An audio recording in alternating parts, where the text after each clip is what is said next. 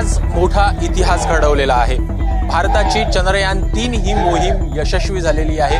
दक्षिण ध्रुवावर उतरणारा भारत हा पहिला देश ठरला आहे।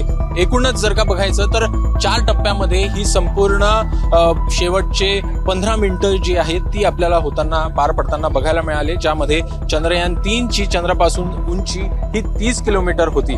चंद्रयान-3 चा जमिनीपर्यंत खाली उतरण्याचा एकूण प्रवास हा 745.5 किलोमीटर पर्यंत आपल्याला होताना बघायला मिळालेला आहे। एकूण 4 टप्प्यांमध्ये ही चंद्रापर्यंत जमिनीपर्यंत जो प्रवास होता तो विभागला गेलेला होता, ज्यामध्ये rough braking phase, attitude hold phase, fine braking phase आणि टर्मिनल डिसेंट फेज देखील आपल्याला बघायला मिळाला। सोबतच इस्रोचे जे प्रमुख आहेत एस सोमनाथ यांच्याकडनं देखील सांगण्यात आलेलं आहे की येत्या काळात जे गगनयान ही मोहीम आहे ती देखील यशस्वी करण्याचा प्रयत्न होईल। सोबतच दुसरी आदित्य LMV ही देखील मोहीम सप्टेंबर महिन्यात पार पडताना आपल्याला बघायला मिळणार आहे। कॅमेरामॅन अरविंद वारगेसह अभिषेक फळ, ABP माझा, बंगळुरू। चंद्रयान-3 या मोहिमेला मिळालेल्या यशाच्या पार्श्वभूमीवर देशाचे पंतप्रधान नरेंद्र मोदी यांनी इस्रोच्या शास्त्रज्ञांचं भरभरून कौतुक केलंय। बच्चे कंपनीसाठी आजवर दूर असलेला त्यांचा चंदा मामा भविष्यात एका टूरच्या अंतरावर येईल असा विश्वास पंतप्रधान मोदींनी बोलून दाखवला। भारत में तो हम सभी लोग धरती को मां कहते हैं और चांद को मामा बुलाते हैं। कभी कहा जाता था चंदा मामा बहुत दूर के हैं, चंदा मामा बहुत दूर के हैं। अब एक दिन वो भी आएगा जब बच्चे कहा करेंगे चंदा मामा बस एक टूर के हैं। भारताच्या चंद्रयान-3 मोहिमेला मिळालेल्या अभूतपूर्व यशानंतर संपूर्ण देशात एक आनंदाची लहर पसरली असून संपूर्ण देशवासियांनी रस्त्यावर उतरून आपला जल्लोष साजरा केला। कॅमेरामन मनोज जयस्वालसह अमेय राणे, ABP माझा, मुंबई। CBI आणि EDच्या समन्वयासाठी चीफ इन्व्हेस्टिगेशन ऑफिसर हे एक नवीन पद निर्माण करण्याच्या विचारामध्ये मोदी सरकार आहे। लष्कराच्या 3 शाखांमध्ये समन्वयासाठी ज्या पद्धतीनं चीफ ऑफ डिफेन्स स्टाफ हे पद तयार केलं त्याच धर्तीवर हे पद आणण्याचा विचार आहे। EDचे सध्याचे डायरेक्टर संजय मिश्रा हे 15 सप्टेंबरला निवृत्त होत आहेत। खरं तर त्यांना 2 वेळा मोदी सरकारनं मुदतवाढ दिली। ही मुदतवाढ नियमबाह्य असल्याची तक्रार करत सुप्रीम कोर्टामध्ये केस दाखल झालेली होती। त्यानंतर सुप्रीम कोर्टानं फटकारल्यानंतर अखेर संजय मिश्रा हे 15 सप्टेंबरला निवृत्त होणार आहेत। पण त्याआधीच हे एक नवीन पद निर्माण करून त्या पदावरती संजय मिश्रा यांना पुन्हा बसवण्याचा सरकारचा विचार आहे। त्यामुळे चीफ इन्व्हेस्टिगेशन ऑफिसर हे पद 15 सप्टेंबरच्या आधी तयार होणार का आणि त्या पदावरती पुन्हा संजय मिश्राच येणार का याची देखील चर्चा जोरात रंगली आहे। EDचं कार्यक्षेत्र हे तसं बघितलं तर आर्थिक गुन्ह्यांशी निगडीत आहे। अनेकदा असं होतं की एकाच केसमध्ये ED आणि CBI सुद्धा तपास करत असतात। त्यामुळे आता या नव्या पदामुळे नेमका काय फरक पडेल याची उत्सुकता असेल। कॅमेरामॅन वेद पांडेसह प्रशांत कदम, ABP माझा, नवी दिल्ली। राज्यातील जनता आणि शेतकरी राजा त्यामुळे चिंतेत आहे। पुढे पाऊस कसा राहणार आहे, पावसाचं कमबॅक कसा असणार आहे हे जाणून घेण्यासाठी माझ्यासोबत पुणे IMD विभागाचे प्रमुख डॉक्टर होसाळीकर सर आहेत। सर, आपण बघतोय मागील 15 ते 20 दिवसांपासून पाऊस एकदम गायब झालेला आहे, याची नेमकी कारणं काय आहेत? जर का आपण बघितलं यावेळेचा जो पाऊस आहे जून, जुलै, ऑगस्ट महिन्यातला हा थोडासा एक वेगळ्या प्रकारचाच पाऊस म्हणायला हरकत नाही आहे। राज्यामध्ये जून महिन्याच्या शेवटला पाऊस सुरू झाला असं म्हणायला हरकत नाही आहे। भारतीय हवामान विभागाने संपूर्ण सीझनचं फोरकास्ट दिलं होतं आणि जुलैच्या अखेरीस ऑगस्टचा पावसाळा कसा असेल हे सांगितलं होतं। चिंतेची बाब ही आहे आजच्या तारखेला की ह्याच्या पुढचे 15 दिवस किंवा 20 दिवस कसं असेल। तर जर का आपण राज्यामध्ये बघितलं तर कुठल्याही प्रकारचे इशारे नाही आहेत। तर सप्टेंबरचा जो पहिला आठवडा आहे आणि दुसरा आठवडा आहे त्यामध्ये पाऊस आपल्याला दिसतोय, पण मी असं म्हणेन की ते जे रिवायवल आहे ते खूप जोरदार नसेल, पण त्याचाही फायदा आपल्याला होण्याची शक्यता आहे.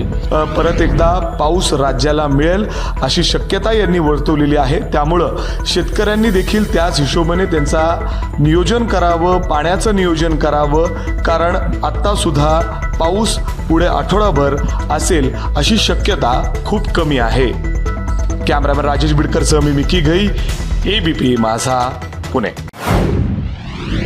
मुख्यमंत्री एकनाथ शिंदे यांनी सर्व धरणांमध्ये पिण्याच्या पाण्याचं आरक्षण ठेवण्याच्या सूचना प्रशासनाला दिल्याची माहिती मदत आणि पुनर्वसन मंत्री अनिल पाटील यांनी दिली आहे. मुख्यमंत्री शिंदे आणि उपमुख्यमंत्री अजित पवारांनी राज्यातील धरण आणि पावसाचा आढावा घेतल्यानंतर या सूचना दिल्याचं अनिल पाटील यांनी सांगितलं. कालच्या आढाव्यानुसार आता काही धरणं भरलेली आहेत, तर काही धरणं 25% ते 50% मध्येच अडकून पडलेली आहेत.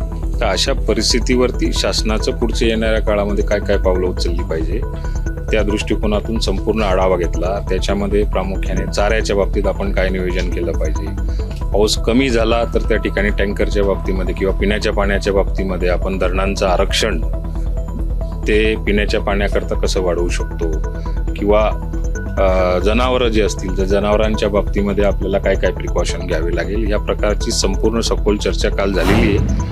पावसानं ओढ दिल्यानं पूर्ण धरण भरलेली नाहीत. अशा परिस्थितीत वेळीच योग्य नियोजन करण्यासाठी राज्य सरकारनं हे पाऊल उचललं आहे. दुष्काळ जाहीर होण्यासारखी आज परिस्थिती नाही, परंतु ती पिकं वाचवण्यासाठी आमचे प्रयत्न असल्याचं मंत्री अनिल पाटील यांनी म्हटलं आहे. कॅमेरा पर्सन प्रशांत मानेसह मी अल्पेश करकरे, ABP माझा, मुंबई. यंदा निम्मा पावसाळा संपला असला तरी बीड, लातूर आणि धाराशिव या 3 जिल्ह्याची तहान भागवणाऱ्या मांजरा धरणामध्ये पुरेसा पाणी साठा झालेला नाही आहे. मांजरा धरणात 25% पाणी शिल्लक असून हे धरण मृत साठ्याच्या उंबरठ्यावर पोहोचलं आहे. बीडच्या केज तालुक्यात धनेगाव येथील मांजरा धरणाची पाणी क्षमता 224 दशलक्ष घनमीटर इतकी आहे. या धरणातील उपयुक्त पाणीसाठा 176 दशलक्ष घनमीटर आहे. सध्या मांजरा धरणामध्ये 91 दशलक्ष घनमीटर पाणीसाठा आहे. मांजरा धरणाचा मृत साठा हा 47 दशलक्ष घनमीटर आहे. सध्या या धरणामध्ये केवळ 25% इतकाच पाणीसाठा आहे. गेल्या 20-22 दिवसापासून एकदाही मोठा पाऊस न झाल्यानं मांजरा धरणातला पाणीसाठा वाढलेला नाही. याच मांजरा धरणावर मराठवाड्यातल्या बीड, लातूर आणि धाराशिव जिल्ह्यातील अनेक गावाचा पाणीपुरवठा अवलंबून आहे. यंदा निम्मा पावसाळा झाला तरी बीड जिल्ह्यामध्ये अद्याप एकाही मोठ्या पावसानं हजेरी लावली नाही. आतापर्यंत जिल्ह्यामध्ये सरासरी केवळ 250 मिलीमीटर इतकाच पाऊस पडलाय. पावसाची स्थिती अशीच राहिली तर या धरणावर अवलंबून असलेल्या बीड, लातूर आणि धाराशिव जिल्ह्याची तहान भागणार कशी असा प्रश्न निर्माण झाला आहे. कॅमेरामन पप्पू मोरकरसह गोविंद शेळके, ABP माझा, बीड. पावसाने यंदा पाठ फिरवल्याने सोलापूरच्या उजनी धरणात केवळ 13% पाणीसाठा उरला आहे. त्यामुळे बळीराजाची चिंता वाढली आहे. पावसाने आणखी काही काळ ओढ दिल्यास धरणातील पाणी केवळ पिण्यासाठी राखून ठेवावे लागणार आहे. सोलापुरातल्या उजनी धरणावर सोलापूर, पुणे, नगर आणि धाराशिव या जिल्ह्यामधील अनेक शहरे आणि गावांमधल्या पाणीपुरवठा योजना अवलंबून आहेत. पण गेल्या 10 दिवसापासून या धरणात येणाऱ्या पाण्याचे प्रमाण इतकं कमी झाले आहे की उजनीत आता केवळ 13% जिवंत पाणीसाठा आहे. घाटमाथ्यावर अजूनही 10 दिवस पावसाची आशा आहे, पण त्यानंतर उजनीतील पाणी पिण्यासाठी राखून ठेवावे लागणार आहे. उजनी धरणात 33% पेक्षा जास्त पाणी साठा झाल्यावर शेतीसाठी एखादं आवर्तन सोडता येते. मात्र सध्या हातात आलेली पिके जळू लागल्याने कालवा सल्लागार समितीची आवर्तन सोडण्यासाठी बैठक होणार आहे. हे आवर्तन सोडलं तर पिकांना जीवदान मिळू शकतं, पण त्यामुळे उजनी धरणातील पाणी साठा वजा पातळीपर्यंत जाईल. सर्वसाधारण उजनीवर अवलंबून असणाऱ्या जिल्ह्यांना या स्थितीत वर्षभर पाणी पुरवठा करायचा झाल्यास धरण वजा 60% खालावू शकते. कॅमेरा पर्सन सचिन जाडेसह सुनील दिवाण, ABP माझा, पंढरपूर. पंचगंगा नदीचं सध्याचं पात्र पाहिल्यानंतर पावसाळा सुरू आहे की उन्हाळा सुरू आहे असा प्रश्न कदाचित आपल्याला पडू शकतो. कारण ऐन पावसाळ्यामध्ये अशा पद्धतीनं पंचगंगा नदीचं पात्र कधीही कमी झालं नव्हतं, तितकं पात्र आता हे आतमध्ये शिरलेलं आहे. खरं तर गेल्या 15 ते 20 दिवसांपासून कोल्हापूर जिल्ह्यामध्ये पावसानं दडी मारलेली आहे. जुलै महिन्यामध्ये दुथडी भरून वाहणारी पंचगंगा पाहत होतो, ती पंचगंगा आता कशा पद्धतीनं वाहते हे आपल्याला लक्षात येतं. इतकं पाणी हे उन्हाळ्यामध्ये पंचगंगा नदीच्या पात्रामध्ये असतं, ते पाणी आता ऐन पावसाळ्यामध्ये आहे. त्यामुळं कुठंतरी चिंतेचं वातावरण आहे ते या ठिकाणी पाहायला मिळते. अशीच साधारण परिस्थिती आहे ते संपूर्ण राज्यभर देखील पाहायला मिळते. धरणांची जर आपण परिस्थिती बघितली तर कोल्हापूर जिल्ह्यातील सर्व धरणांमधला जो विसर्ग आहे तो पूर्णपणे बंद ठेवलेला आहे. पर्जन्यमानाचे जे तालुके आहेत, राधानगरी असेल, बुदरगड असेल, या सर्व तालुक्यांमध्ये अशाच पद्धतीनं परिस्थिती पाहायला मिळते. कुठेही पाऊस पडत नाही आणि बळीराजाची चिंता मात्र या ठिकाणी वाढते. कॅमेरामन निलेश शेवाळेसह विजय केसरकर, एबीपी माझा, कोल्हापूर. कृष्णा नदीतील प्रदूषणाचा मुद्दा सातत्यानं चव्हाट्यावर येत असतो. सांगलीमधील कृष्णा नदीमधील जो शेरी नाला आहे नदीजवळचा, त्या शेरी नाल्याचं सध्याचं हे चित्र आहे आणि यामुळं कृष्णा नदीतील शेरी नाल्याच्या माध्यमातून किती मोठ्या प्रमाणावर प्रदूषित पाणी हे नदीमध्ये मिसळतं याचा अंदाज येऊ शकतो. अक्षरशः संपूर्ण या शेरी नाल्याचा जो काही शेवटचा टप्पा आहे त्या टप्प्याच्या ठिकाणी जर आपण पाहिलं तर पूर्णतः या ठिकाणी फेस आलेला आपल्याला पाहायला मिळतं. जे सांडपाणी आहे त्या सांडपाण्याला पूर्णतः फेस आलेला आहे. मागील 2 दिवसापासून ह्या अशा पद्धतीनं जो शेरी नाल्याचं जे काही पाणी आहे हे थेट सांडपाणी पुढच्या बाजूला नदीमध्ये जाऊन मिसळते, अशा पद्धतीचं चित्र आहे. साधारण या बाजूला जर आपण पाहिलं तर या शेरी नाल्यावरचे जे हे शेरी नाल्याचे जे सांडपाणी आहे त्या ठिकाणी दुसऱ्या बाजूने या ठिकाणी नदीमध्ये सोडण्यासाठी जे पंप आहेत ते पंप बंद पडल्यामुळं या ठिकाणी हे पाणी या ठिकाणी थेट या बाजूने नदीमध्ये जातं चित्र आहे आणि या पंप जे आहे त्या दुरुस्तीचं काम देखील सध्या सुरू आहे. या सगळ्या प्रकारामुळे नागरिकांच्या आरोग्यास मात्र धोका निर्माण होऊ शकतो. कॅमेरा पर्सन योगेश सोबत कुलदीप माने, एबीपी माझा, सांगली. केंद्राने कांद्यावर 40% निर्यात शुल्क लागू करण्याच्या निषेधार्थ नाशिक जिल्ह्यात अनेक बाजार समित्यांमध्ये कांद्याचे लिलाव 2 दिवस ठप्प झाले होते. मात्र गुरुवारपासून हे लिलाव पुन्हा सुरळीत सुरू होणार आहेत. कांद्यावर केंद्राने 40% निर्यात कर लागू करताच नाशिकमध्ये व्यापारी असोसिएशनने कांद्याचे लिलाव बंद करण्याचा निर्णय घेतला होता. या विषयावर तोडगा काढण्यासाठी मंगळवारी जिल्हाधिकाऱ्यांनी घेतलेली बैठक निष्फळ ठरली होती. व्यापाऱ्यांवर कारवाईचा इशाराही प्रशासनाकडून देण्यात आला होता आणि हीच सर्व परिस्थिती बघता केंद्रीय राज्यमंत्री तथा दिंडोरी मतदारसंघाच्या खासदार भारती पवार यांच्या उपस्थितीत जिल्हाधिकारी कार्यालयात बुधवारी कांदा व्यापारी, शेतकरी प्रतिनिधी, नाफेड आणि सरकारी अधिकारी यांची बैठक घेण्यात आली. दरम्यान बैठकीत तोडगा काढण्यात भारती पवार यांना यश आले असून गुरुवारपासून नाशिक जिल्ह्यातील सर्व बाजार समित्यांमध्ये व्यवहार पूर्ववत सुरू होणार आहेत. लिलाव सुरळीतपणे पार पडणार असल्याचं व्यापारी असोसिएशनकडून स्पष्ट करण्यात आले आहे. व्यापाऱ्यांच्या प्रश्नावर केंद्रीय वाणिज्य मंत्री पियुष गोयल यांच्याशी चर्चा करून सकारात्मक निर्णय घेतला जाईल असं आश्वासन भारती पवार यांच्याकडून व्यापाऱ्यांना देण्यात आलं. दरम्यान लिलाव सुरू होण्याच्या निर्णयावरती शेतकऱ्यांनी देखील समाधान व्यक्त केलं आहे. कॅमेरामन किरण काटरसह प्रांजल कुलकर्णी, एबीपी माझा, नाशिक. कांद्याच्या निर्यात शुल्कात 40% वाढ करण्याच्या केंद्राच्या निर्णयाविरोधात सोलापुरात जनहित शेतकरी संघटनेच्या वतीनं आंदोलन करण्यात आलं. केंद्र शासनानं कांद्याच्या निर्यात शुल्कामध्ये 40% वाढ केल्यानंतर राज्यातील अनेक बाजारपेठा सध्या बंद आहेत. पण सोलापूर कृषी उत्पन्न बाजार समिती सुरू ठेवण्याचा निर्णय आडत व्यापाऱ्यांच्या बैठकीत झाला होता. केंद्राच्या निर्णयाविरोधात बाजार समितीतील लिलाव बंद करण्याचा प्रयत्न सोलापूर जनहित शेतकरी संघटनेकडून करण्यात आला. जनहित शेतकरी संघटनेचे पदाधिकारी मध्यरात्रीपासूनच कृषी उत्पन्न बाजार समितीमध्ये ठिय्या मारून होते. सकाळी लिलाव सुरू होण्याआधी आंदोलकांनी जोरदार घोषणाबाजी करत निदर्शनं देखील केली. पण पोलिसांनी लिलाव सुरू होण्याआधीच जनहित शेतकरी संघटनेच्या पदाधिकाऱ्यांना ताब्यात घेतलं. जनहित शेतकरी संघटनेच्या कार्यकर्त्यांना पोलिसांनी ताब्यात घेतल्यानंतर सोलापूर कृषी उत्पन्न बाजार समितीत कांद्याचे लिलाव सुरळीत पार पडले. कॅमेरा पर्सन अय्यूब कागदीसह आफताब शेख, एबीपी माझा, सोलापूर. केंद्र सरकारच्या कांदा निर्यात शुल्क धोरणाविरोधात महाविकास आघाडी आक्रमक झालेली आहे. सलग दुसऱ्या दिवशी त्यांनी पुणे नाशिक महामार्ग रोखलेला आहे. काँग्रेसचे नाना पटोले हे आज चाकणमध्ये आले आणि ते सुद्धा या रास्ता रोकोमध्ये सामील झाले. त्यामुळे पुणे नाशिक महामार्ग बराच वेळ ठप्प झाला होता. केंद्र सरकारनं कांद्याच्या निर्यात शुल्कामध्ये 40% वाढ केलेली आहे आणि त्यामुळंच हे सगळे शेतकरी आक्रमक झाल्याचं आपल्याला पाहायला मिळतंय. नाना पटोले आज चाकण कृषी उत्पन्न बाजार समितीत आले. त्यांनी शेतकऱ्यांशी चर्चा केली. शेतकऱ्यांनी अनेक समस्या त्यांच्या समोर मांडल्या. त्यानंतर नाना पटोले यांनी त्यांचा मोर्चा पुणे नाशिक महामार्गाकडे वळवला आणि उपमुख्यमंत्री देवेंद्र फडणवीस यांनी जपानमधून शेतकऱ्यांच्या जखमेवर मीठ चोळले असा आरोप नाना पटोले यांनी यावेळी केला. कॅमेरामन विजय रावसह नाजिम मुल्ला, एबीपी माझा, चाकण, पुणे. छत्रपती संभाजीनगरच्या वैजापूरमध्ये सद्गुरू गंगागिरी महाराज यांच्या 176व्या अखंड हरिनाम सप्ताहास लाखो भाविकांच्या उपस्थितीमध्ये सुरुवात झाली आहे. सद्गुरू गंगागिरी महाराजांचा हरिनाम सप्ताह हा एक जागतिक आश्चर्य मानलं जातं. या सप्ताहाची थेट गिनीज बुकात नोंद करण्यात आली आहे. तब्बल 200 एकरावर होणाऱ्या या सप्ताहासाठी 200 बाय 300 चौरस मीटरचा भव्य हरिनाम जप प्रहर मंडप उभा करण्यात आला आहे.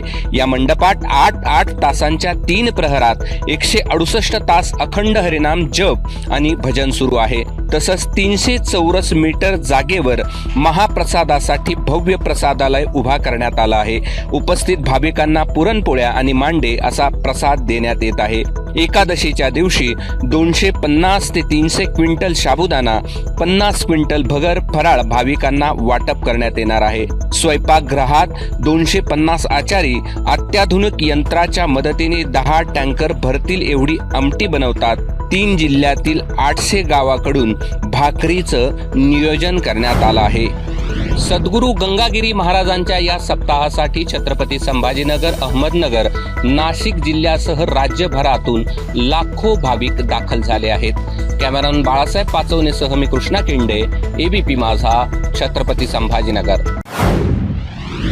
महाराष्ट्रातील पुणे आणि चंद्रपूर या मतदारसंघांसह अंबाला आणि गाझीपूर या रिक्त असलेल्या जागांवर लोकसभेची पोटनिवडणूक लागण्याची शक्यता नाहीये.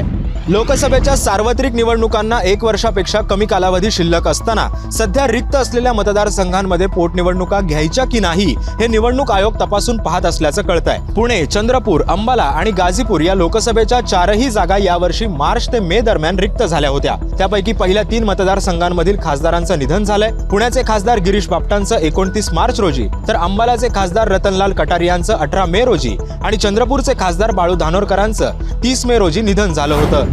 अफजल अन्सारीला अपहरण आणि हत्या प्रकरणात 1 मे रोजी दोषी ठरवल्यानं त्याला खासदार म्हणून अपात्रही ठरवण्यात आलं. त्यानंतर उत्तर प्रदेशातील गाझीपूर लोकसभा मतदारसंघाची जागा ही देखील रिक्त झाली होती. कॅमेरा पर्सन मनोज वाजपेयीसह सिद्धेश ताकवले, एबीपी माझा, मुंबई.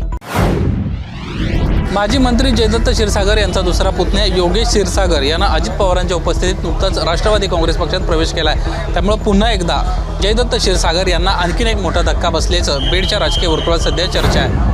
बीडच्या राजकारणात जयदत्त क्षीरसागर यांना धक्का देऊन त्यांचे दुसरे पुतणी योगेश क्षीरसागर यांनी अजित पवारांच्या उपस्थितीत त्यांच्या राष्ट्रवादी काँग्रेस पक्षामध्ये प्रवेश केला आहे. योगेश क्षीरसागर यांची पत्नी सारिका क्षीरसागर यांनीही राष्ट्रवादीत प्रवेश केला. बीडमध्ये 27 ऑगस्टला अजित पवारांची सभा होत आहे. त्याच पार्श्वभूमीवर योगेश क्षीरसागर यांनी मोठ्या प्रमाणावर जाहिरातबाजी केली आहे. गेल्या 10 वर्षांपासून मी आणि पत्नी काम करत आहोत. मध्यंतरीच्या काळात आम्हाला राष्ट्रवादी पक्ष सोडावा लागला. आम्ही दुसऱ्या पक्षात गेलो, परंतु तिथं मन लागलं नाही, म्हणून आता पुन्हा स्वगृही परत आल्याची भावना यावेळी योगेश क्षीरसागर यांनी व्यक्त केली. योगेश क्षीरसागर यांच्या पक्षप्रवेश कार्यक्रमात अजित पवार गटानं शरद पवारांचा फोटो बॅनरवर लावणं टाळलं होतं. आम्ही आमची सर्व राजकीय शक्ती योगेश क्षीरसागर यांच्या पाठीमागे उभी करू, अशा पद्धतीची ग्वाही या निमित्तानं जाहीर कार्यक्रमात कृषी मंत्री धनंजय मुंडे यांना दिल्याचं पाहायला मिळालं. कॅमेरामन आजी शिवतरकर, निलेश बुधावले, एबीपी माझा, मुंबई. सिंधी धर्मियांचा चालिया पर्वाच्या सांगतेनिमित्त हजारो भाविकांनी उल्हासनगरच्या झुलेलाल मंदिरात गर्दी केली होती. कल्याण लोकसभेचे खासदार श्रीकांत शिंदे यांनीही या झुलेलाल मंदिरात येऊन देवाचे दर्शन घेतले. सिंधी धर्मियांचे चालिया पर्व म्हणजेच 40 दिवसाचा उपवास करण्यात येतो. त्यानंतर नदी किनारी जाऊन भगवान झुलेलाल यांची पूजा करण्याची सिंधी समाजात प्रथा आहे. सिंधी बहुल उल्हासनगरच्या भगवान झुलेलाल यांचा चालिया साहेब मंदिर आहे. चालिया पर्वाच्या सांगतेनिमित्त डोक्यावर मटकी घेऊन कुंडात डुबकी लावण्यासाठी आणि भगवान झुलेलाल यांचं दर्शन घेण्यासाठी सिंधी बांधवांनी मोठी गर्दी केली होती.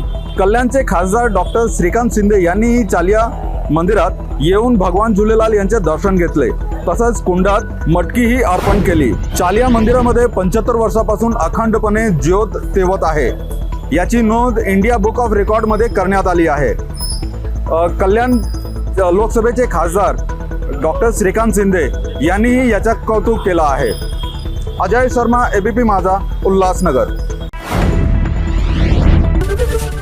एबीपी माझा, उघडा डोळे बघा नीट.